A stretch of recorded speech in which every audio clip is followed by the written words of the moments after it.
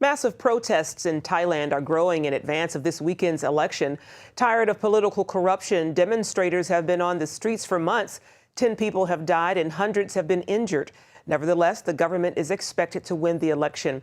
As Asia correspondent Lucille Talusan tells us, that could prolong the protests.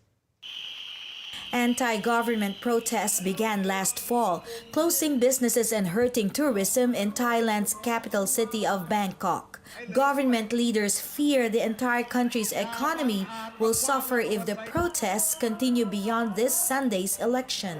It's a festive mood here in Bangkok. Tens of thousands of people joined this march, and their goal is to block every main road here in Bangkok. And these people are saying that they're going to do this until they see Prime Minister Yingluck Shinawatra step down from office.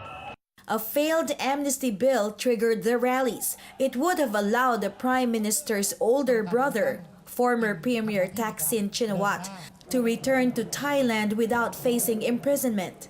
He left the country in 2006 after corruption charges forced him from office.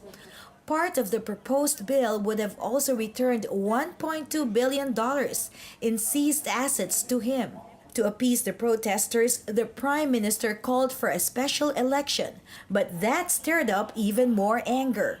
These people say we are not going to vote because we don't believe in this kind of election. Democrat Party had already boycotted, so Democrat Party did not send even a single candidate. So which means that the election on 2nd February will bring about election results which will determine who becomes the government. But the government will be in power without legitimacy because you don't have main rival parties to go for election. And how could that be? And what about the nation's small Christian community? Where does it stand? Church leader Pastor Bunlat Boyen says many church members are on opposite sides. He's calling for unity. The Christian people, you are the people of the land, the country. You have to take it very serious that you are one who's supposed to be responsible, have full responsibility to your country. So your faith, your church life, that's very important.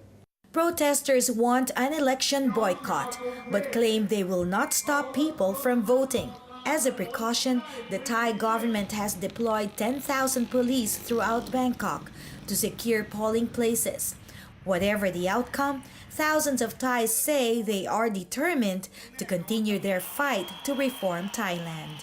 Lucille Talusan, CBN News, Bangkok.